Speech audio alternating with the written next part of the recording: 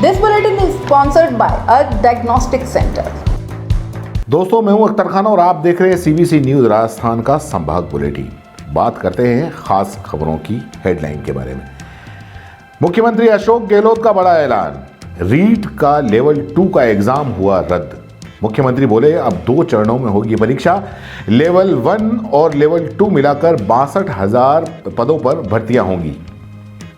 और रीट मामले में आरोप प्रत्यारोप के बाद मंत्री मालविया की एफआईआर पर खड़े हुए सवाल। रीट पेपर लीक प्रकरण में सस्पेंड शिक्षक ने पुलिस पर लगाया अपहरण का आरोप। और बांसवाड़ा में जमीन विवाद के 2 पक्षों में मारपीट हुई। एक पक्ष ने मकान में लगाई आग और दूसरे पक्ष के 4 लोग घायल, एक की हालत गंभीर। उदयपुर में 5 क्रिकेट खिलाड़ियों का रणजी ट्रॉफी के लिए चयन हो गया। अशोक मेनारिया लगातार तीसरी बार कप्तान बने। 7 समंदर पार महक रही है वागड़ के गुलाब की खुशबू। रूसी तकनीक से जिले में उगाए जाने वाले गुलाब के फूलों की विदेशों में डिमांड काफी बढ़ी। अपने ही इवेंट में गेस्ट बनकर आएं और सारे अरेंजमेंट्स हम पर छोड़ दें। हम है ना, अपना इवेंट एसके इवेंट से बुक कराएं और हो जाएं टेंशन फ्री। फिर चाहे शादी हो, पार्टी हो या हो कोई कॉर्पोरेट इवेंट, अरे चले कहां, दिए गए नंबर पर कांटेक्ट करें। और अब खबरें विस्तार से। सबसे पहले बात करेंगे सबसे बड़ी खबर की और इस बुलेटिन में ही आपको दिखाएंगे कि जिंदा इंसानों की मुर्दा बस्ती कैसी होती है। तो सबसे पहले बात करते हैं बड़ी खबर के बारे में। रीट पेपर लीक मामले में राजस्थान सरकार ने बड़ा फैसला लिया है। कैबिनेट बैठक के बाद मुख्यमंत्री अशोक गहलोत ने रीट की लेवल 2 परीक्षा रद्द करने का निर्णय लिया। मुख्यमंत्री ने यह घोषणा करते हुए कहा कि लेवल 1 की परीक्षा निरस्त नहीं होगी। इस साल रीट लेवल 1 परीक्षा में पास होने वाले अभ्यर्थियों को मेरिट के आधार पर नियुक्ति दी जाएगी। इन्हें कोई दूसरी परीक्षा नहीं देनी होगी। अब रीट में 62,000 भर्तियां होंगी। लेवल 2 की जो परीक्षा निरस्त हुई है वो अगस्त तक होने की संभावना है। अब 2 चरणों में ये भर्ती परीक्षा होगी। गहलोत ने यह भी कहा कि रीट लेवल 1 और लेवल 2 मिलाकर कुल 62,000 की ये पद हो जाएंगे और लेवल 1 के 15,000 पद अलग रह जाएंगे। पहले की तरह ही एलिजिबिलिटी टेस्ट लेंगे, वैलिडिटी आजीवन रहेगी, जिसकी विषयवार अलग से एग्जाम करवाए जाएंगे। एलिजिबिलिटी टेस्ट के बाद भर्ती परीक्षाएं होंगी। जस्टिस व्यास की अध्यक्षता वाली कमेटी की 15 मार्च तक रिपोर्ट आ जाएगी। रिपोर्ट मिलते ही एग्जाम की तारीख भी बता दी जाएगी। विधानसभा सत्र में कानून लेके आएंगे। इसको लेकर भी अशोक गहलोत ने कहा कि रीट प्रमाण पत्र की वैलिडिटी आजीवन रहेगी। इससे पहले रीट के सर्टिफिकेट की वैलिडिटी 3 साल थी, जिसे लेकर अभ्यर्थियों में काफ़ी विरोध भी जताया था। 3 साल से रीट एग्ज़ाम न होने के चलते 2018 के 2.53 लाख यानी कि 2,53,000 रीट प्रमाण पत्रों की वैधता 31 जुलाई 2021 को खत्म हो गई थी। गौरतलब है कि 26 और 27 सितंबर को इस परीक्षा को आयोजित किया गया था। इसमें करीब 23 लाख से अधिक अभ्यर्थियों ने परीक्षा दी थी। रीट कुल 32,000 पदों के लिए हुई थी। लेवल 1 के 15,500 और लेवल 2 के 16,500 पद थे, लेकिन परीक्षा से पहले ही पेपर लीक हो गया था। पेपर 33 से ज़्यादा सेंटर पर पहुंचा था। गंगापुर सिटी से पहली बार पेपर लीक का मामला सामने आने के बाद में एसओजी ने इसकी जांच शुरू की तो सामने आया कि शिक्षा संकुल से पेपर लीक हुआ था। एसओजी राम कृपाल, उदयलाल, भजनलाल, बत्तीलाल और पृथ्वीलाल समेत 35 से ज़्यादा लोगों की गिरफ्तारी हो चुकी है। इससे पूर्व रीट पेपर लीक का मामला सामने आने के बाद सरकार लगातार गिरती नजर आ रही थी। बीजेपी की ओर से लगातार परीक्षा रद्द करने की मांग की जा रही थी। इसी बीच सोमवार को मुख्यमंत्री अशोक गहलोत ने की अध्यक्षता में हुई कैबिनेट की बैठक में कई बड़े फैसले लिए गए। कैबिनेट में रीट सहित कई मुद्दों पर चर्चा की गई। मुख्यमंत्री ने प्रेस कॉन्फ्रेंस में कहा कि बीजेपी को 3 साल के कांग्रेस के शासन से फ्रस्ट्रेशन हो गया है। अब तो बीजेपी हाईकमान भी स्थानीय इकाई को कह रहा है कि आप क्या कर रहे हो। आम जनता हमारे फैसलों से खुश नहीं है। हमारे कोरोना से लेकर हर फैसले शानदार रहे। नॉन इश्यू को इशू बनाने का बीजेपी का धंधा खोल रखा है। मुख्यमंत्री ने कहा कि पूरे देश में भर्ती परीक्षाओं के पेपर लीक हो रहे हैं। ये देखने की ज़रूरत है कि पेपर लीक क्यों हो रहे हैं, इसे रोकना चाहिए। पूरे देश में पेपर लीक करने वाला गिरोह सक्रिय है। गहलोत ने यह भी कहा कि पेपर आउट होने की हालत चिंताजनक है। महंगाई के बाद रोजगार की हालत विस्फोटक बनी हुई है। बिहार में ट्रेन जला दी, बहुत सालों बाद ऐसा हुआ। यह सरकारों के लिए अच्छे संकेत नहीं है। नौकरी मिल नहीं रही है, इन्वेस्टमेंट नहीं आ रहा है। जब इन्वेस्टमेंट नहीं आएगा तो प्राइवेट सेक्टर में नौकरी कैसे आएगी? हम सरकारी और प्राइवेट सेक्टर में नौकरी देने का प्रयास कर रहे हैं। मुख्यमंत्री ने यह भी कहा कि हम इस फैसले से खुश नहीं हैं, लेकिन भाजपा की हरकतों से तंग आ चुके हैं। जिस तरह का माहौल बनाया है वह राज्य के लिए ठीक नहीं है। हमने बच्चों के भविष्य के लिए यह फैसला किया है। इधर डोटासरा ने भी एक बड़ा खुलासा किया। कांग्रेस प्रदेश अध्यक्ष गोविंद सिंह डोटासरा ने कहा कि रीट में मेरे परिवार का कोई भी पास नहीं हुआ है। अगर कोई मेरे ऊपर आरोप साबित कर दे तो मैं और मेरे परिवार में से कोई भी जीवन भर राजनीति नहीं करेगा। इस पर गहलोत बोले कि ये तो बता दो कि आपके कितने लोग फेल हुए हैं। तो डोटासरा बोले कि मेरे परिवार के 13 लोगों ने परीक्षा दी थी और एक भी पास नहीं हुआ। राज्यसभा सांसद किरोड़ी लाल मीणा मंत्री सुभाष के पीएसओ के रीट में पास होने का दावा कर रहे हैं। उसके 150 में से 29 नंबर आए हैं। किरोड़ी झूठ बोल रहे हैं। अब तक 35 से ज्यादा गिरफ्तारी एसओजी रीट पेपर लीक मामले में हुई है। अब तक जो इसकी जांच में सामने आया है, इसकी जांच में माध्यमिक शिक्षा बोर्ड तक भी पहुंच गई है। इस जांच की आंच माध्यमिक शिक्षा बोर्ड तक पहुंच गई है। इसके बाद चेयरमैन डीपी जारोली को बर्खास्त करना पड़ा, जबकि सचिव को निलंबित किया गया। कोऑर्डिनेटर प्रदीप पराशर और एसओजी पहले ही उसको गिरफ्तार कर चुकी है। पेपर लीक का कनेक्शन जयपुर के से बाड़मेर और जालोर तक पहुंच गया है। अपने ही इवेंट में गेस्ट बनकर आएं और सारे अरेंजमेंट्स हम पर छोड़ दें। हम है ना, अपना इवेंट एसके इवेंट से बुक कराएं और हो जाएं टेंशन फ्री। फिर चाहे शादी हो, पार्टी हो या हो कोई कॉर्पोरेट इवेंट। अरे चले कहां, दिए गए नंबर पर कांटेक्ट करें। रीट पेपर लीक के प्रकरण में सोशल मीडिया पर जल संसाधन मंत्री महेंद्रजीत सिंह मालविया का नाम आने के बाद में सवाल खड़े होने लगे हैं। मानहानि के आरोप में उदयपुर के शिक्षक असलम चौबदार को बांसवाड़ा पुलिस ने गिरफ्तार किया है। असलम को उदयपुर शिक्षा विभाग ने रीट पेपर लीक मामले में पहले ही सस्पेंड कर दिया है। आरटीई एक्टिविस्ट और हाईकोर्ट एडवोकेट गोवर्धन सिंह ने बांसवाड़ा पुलिस की कार्रवाई पर सवाल खड़े किए हैं। रविवार को सिंह ने सोशल मीडिया पर लाइव राजस्थान सरकार, सीएम अशोक गहलोत, मंत्री मालविया के दबाव में आकर बांसवाड़ा पुलिस पर कार्रवाई का आरोप लगाया है। उन्होंने कहा कि मंत्री मालविया ने एफआईआर में असलम चौबदार की वजह से मुख्यमंत्री अशोक गहलोत व सरकार का अपमान होने की बात लिखवाई है। मंत्री के दबाव में आकर पुलिस ने बिना नियम कानून देखे असलम चौबदार की गिरफ्तारी कर ली।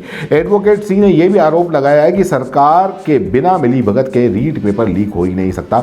सरकार को पूरे प्रकरण की जांच सीबीआई से करानी चाहिए, तब ही सच लोगों के सामने आ जाएगा। हालांकि आज सरकार ने जो रीट का पेपर था वो ही रद्द कर दिया। 31 जनवरी को असलम चौबदार की ओर से सोशल मीडिया पर लाइव वीडियो में मंत्री मालविया का नाम लिए बिना ही ये कहा गया था कि टीएसपी क्षेत्र में एक बड़े मंत्री की रीट पेपर लीक करने वाली सूची में शामिल है। इस बीच लाइव पर आए कमेंट को पढ़ते हुए असलम ने मंत्री मालविया का नाम लिया था। इसके तुरंत बाद मंत्री मालविया की ओर से आनंदपुरी थाने में बांसवाड़ा एसपी के नाम एक शिकायत दी गई थी। पुलिस ने असलम को आरोपी मानते हुए कार्रवाई की थी। एफआईआर की किन बातों पर सवाल खड़े किए हैं वो भी आपको बता दें। एडवोकेट सिंह ने लाइव में ऐतराज उठाया गया कि मंत्री मालविया के खिलाफ असलम चौबदार ने जातिगत प्रताड़ित करने जैसी कोई बात नहीं बोली। सार्वजनिक जगह पर जातिगत प्रताड़ित करने के मामले में ही ST/SC एक्ट लगता है। ऐसे में केवल सोशल मीडिया के मंच पर से पुलिस ने ये धाराएं लगाई हैं। पुलिस ने एफआईआर में IT एक्ट की धारा 66 लगाई है, जो कि केवल धारा मात्र है। वहीं इंटरनेट या सोशल मीडिया पर कुछ गलत लिखने पर धारा 66A लगती है, जिसे सुप्रीम कोर्ट पहले ही खत्म कर चुकी है। ऐसे में इस IT एक्ट को पुलिस ने कैसे मर्ज किया? असलम चौबदार के सोशल मीडिया पर बोलने से मानहानि बनती है, तो ऐसे मामले में पुलिस को FIR करने का अधिकार नहीं है। इस मामले के जो इस्तगासे हैं वो कोर्ट में जाते हैं, उसके बाद में थाने में आते हैं। आनंदपुरी पुलिस ने असलम चौबदार को FIR में लगाई धाराओं के आधार पर गिरफ्तार नहीं किया, बल्कि आनंदपुरी जाकर शांति भंगी धारा 151 में गिरफ्तार किया है, जिस इलाके में उसने शांति फैलाई ही नहीं। इस पूरे मामले में उदयपुर शिक्षा विभाग ने असलम चौबदार को सस्पेंड कर दिया था और सस्पेंड शिक्षक असलम चौबदार ने कहा कि पुलिस ने बिना कोई कारण बताए उसे रात 2 बजे तक घासा थाने में बिठा के रखा। इसके बाद एक कार थाने पहुंची, उसमें 2 वर्दी और 2 सिविल ड्रेस पहने पुलिस वाले थे। उन्होंने थाने आकर उसे उठाया, बाद में आनंदपुरी थाने ले गए। वहां जाकर कुछ पूछताछ की और इसके बाद 3 जनवरी की शाम नायब तहसीलदार के समक्ष पेश किया। जिन लोगों की ओर से ठगी के परिवार दायर कराए गए हैं उन लोगों को मैं जानता तक नहीं वह मेरे से कभी मिले हैं। ऐसी झूठी शिकायत के खिलाफ न्यायालय की शरण ले रहा हूं। एक खास बात और सामने आई है कि यहां आनंदपुरी थाने में दर्ज एफआईआर सूची में मालविया की शिकायत गायब हो गई है।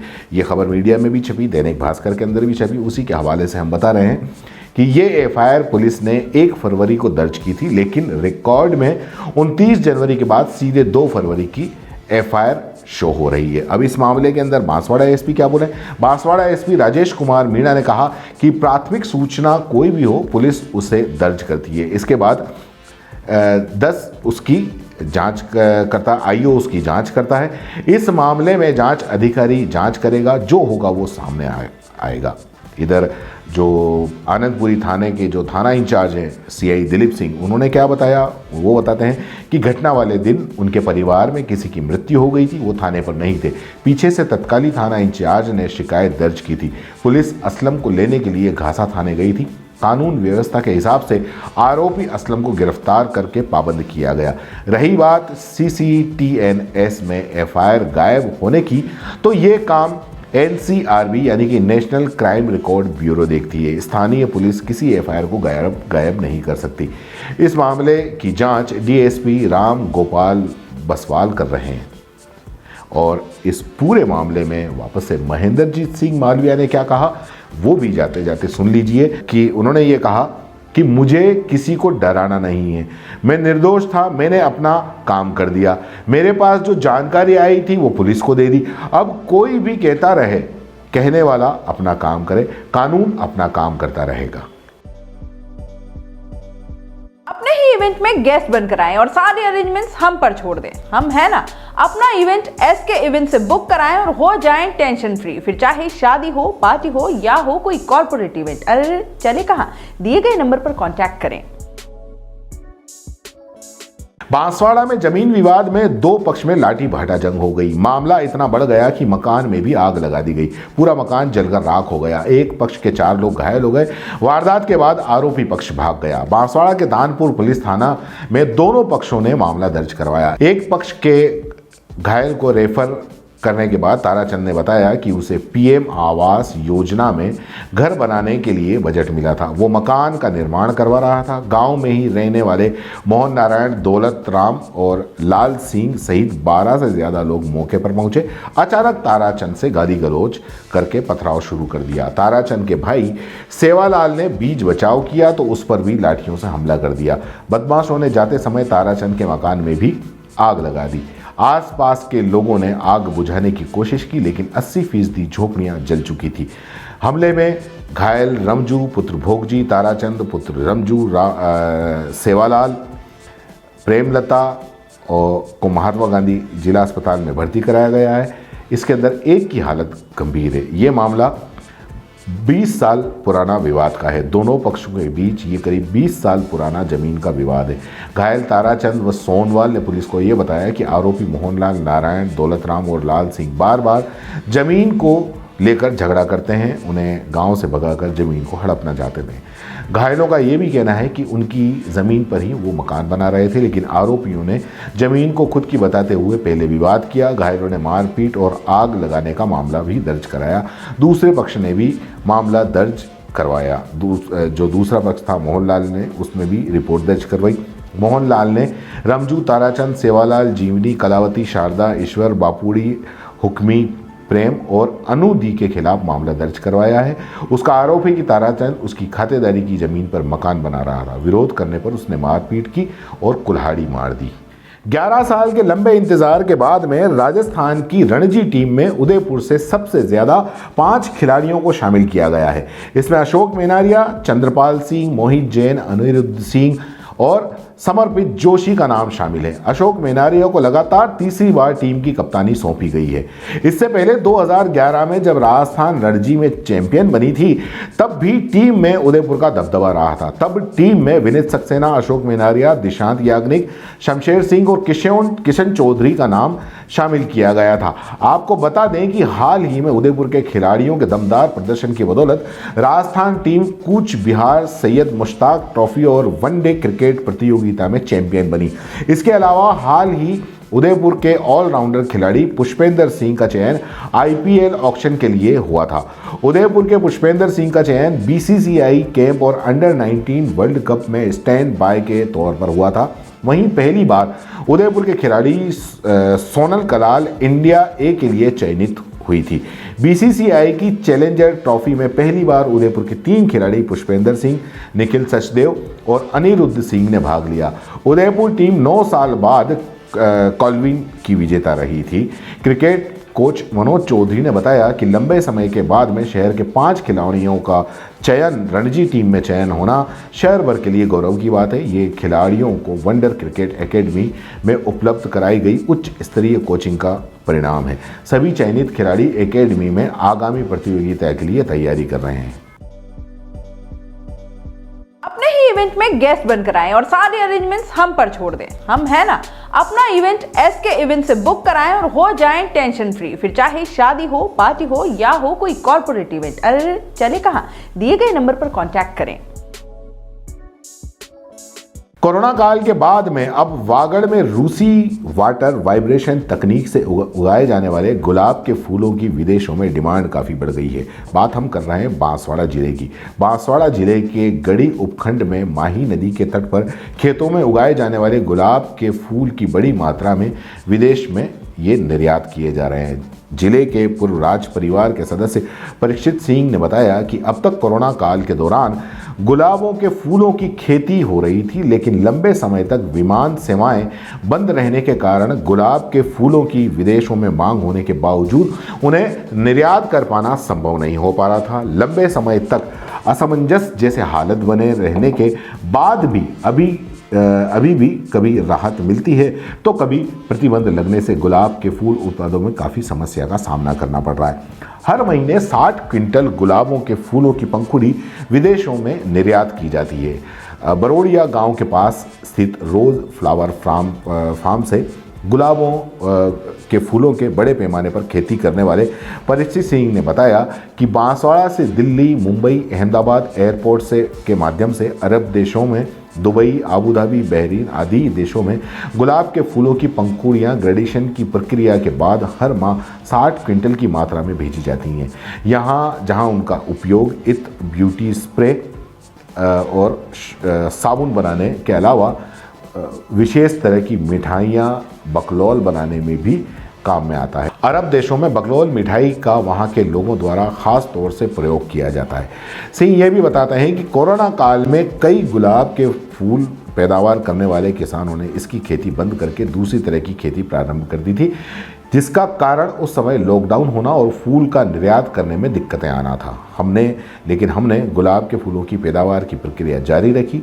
8 हेक्टेयर क्षेत्र में इसी की खेती की जा रही है। यही कारण है कि माही नदी के तट पर होने से यहाँ पर 8 कॉटेज, स्विमिंग पूल आदि का निर्माण करने से, हॉर्स राइडिंग की सुविधा होने से विदेश और देश और अन्य राज्यों के पर्यटक यहाँ पर लगातार आने का क्रम बना हुआ है। अब आपको एक वीडियो दिखाते हैं। इस वीडियो के अंदर आप देखेंगे कि किस तरह से इंसानियत मर जाती है। इंसानियत को मरते हुए शायद आपने पहले नहीं देखा होगा, तो चलिए आप देख लीजिए। ये एक माँ है, अपनी घायल बच्ची को गोद में उठाए सड़क पर दौड़ रही है अस्पताल ले जाने के लिए। एक दूसरी बच्ची माँ का पल्लू पकड़े हुए रोती हुई साथ में चल रही है और भरी पूरी सड़क है। जिन्हें इंसान कहते हैं वो देखते हुए इन माँ बेटियों को निकल जाते हैं। सड़क की दोनों तरफ दुकानें हैं और लोगों की भीड़ है। वो चीखती रही, चिल्लाती रही, लेकिन एक शख्स ऐसा नहीं जो इस रोती हुई माँ की घायल बच्ची को हॉस्पिटल पहुंचाने में उसकी मदद कर सके। इसको कहते हैं जिंदा इंसानों की मुर्दा बस्ती में इंसानियत का मर जाना। ये राजस्थान के भरतपुर का वीडियो है। भरतपुर नगर निगम के सामने सोमवार सुबह करीब 10:30 बजे ये घटना हुई। 10 साल की गोरी अपनी छोटी बहन नंदिता, जो कि 6 साल की है, उसके साथ नगर निगम के पास सब्जी का ठेला लगाने वाले माँ बाप को टिफिन देने गई थी। खाना लेकर दोनों वहीं खेलने लगी। अचानक सड़क किनारे लगे बिजली बॉक्स यानी कि डीपी में ब्लास्ट हुआ। दोनों बहनें झुलस गई। हादसे के बाद अफरा तफरी मच गई। बदहवास मां ने गोरी को गोद में उठाया और पैदल ही अस्पताल की तरफ चल निकली। जब अस्पताल की तरफ वो दौड़े जा रही थी, किसी ने आके उसकी मदद नहीं की। बाद में आगे जाके ऑटो में बैठी और हॉस्पिटल पहुंची। उदयपुर जिले के सलुम्बर कस्बे में उपखंड कार्यालय पर भाजपा के कार्यकर्ताओं ने राजस्थान मुख्यमंत्री अशोक गहलोत का पुतला दहन किया। भाजपा राजस्थान के प्रदेश अध्यक्ष डॉक्टर सतीश पूनिया का कोटा प्रवास के दौरान डॉक्टर सतीश पूनिया पर कांग्रेस के कार्यकर्ताओं द्वारा काले झंडे दिखाकर विरोध प्रदर्शन किया। इस बात को लेकर भाजपा कार्यकर्ताओं ने विरोध प्रदर्शन करते हुए सलुम्बर के डाक बंगले से रैली निकालकर उपखंड कार्यालय पर पहुंचे, जहां पर भाजपा कार्यकर्ताओं ने मुख्यमंत्री अशोक गहलोत का पुतला फूंका। इसी दौरान भाजपा कार्यकर्ताओं ने उपखंड अधिकारी को ज्ञापन सौंपा। ज्ञापन में उन्होंने आरोप लगाया कि भाजपा के लोकप्रिय प्रदेश अध्यक्ष डॉक्टर सतीश पूनिया का कोटा प्रवास के दौरान कांग्रेस के आला कमान के इशारे पर कोटा में उन पर हमला हुआ है और ये प्रदेश अध्यक्ष डॉक्टर सतीश पूनिया को कोटा में काले झंडे भी दिखाए गए हैं। भाजपा के लोकप्रिय प्रदेश अध्यक्ष डॉक्टर सतीश पूनिया पर कांग्रेस आला कमान के इशारे पर कोटा प्रवास के दौरान किया गए इस घृणित कार्य की भाजपा कार्यकर्ता कड़ी निंदा करते हैं। संभाग बुलेटिन में फिलहाल इतना ही। फिर मुलाकात होगी। अपने ही इवेंट में गेस्ट बनकर आएं और सारे अरेंजमेंट्स हम पर छोड़ दें। हम है ना। अपना इवेंट एसके इवेंट से बुक कराएं और हो जाएं टेंशन फ्री। फिर चाहे शादी हो, पार्टी हो या हो कोई कॉर्पोरेट इवेंट। अरे चले कहाँ, दिए गए नंबर पर कांटेक्ट करें। This bulletin is sponsored by a diagnostic centre. दोस्तों, सीबीसी न्यूज आपके सहयोग से लगातार बढ़ता जा रहा है। स्वतंत्र पत्रकारिता का सहयोग करने के लिए आपका धन्यवाद।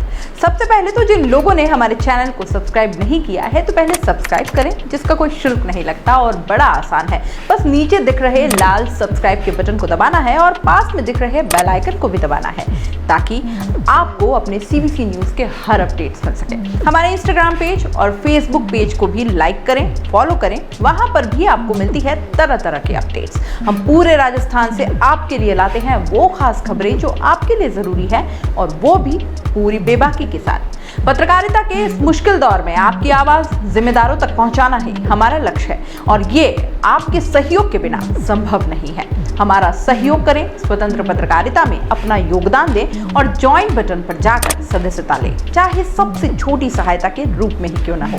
जनता की बेबाक आवाज बने रहें, उसके लिए सहयोग आपको ही करना है। सब्सक्राइब करिए और ज्वाइन बटन पर क्लिक कर सदस्यता ग्रहण कीजिए।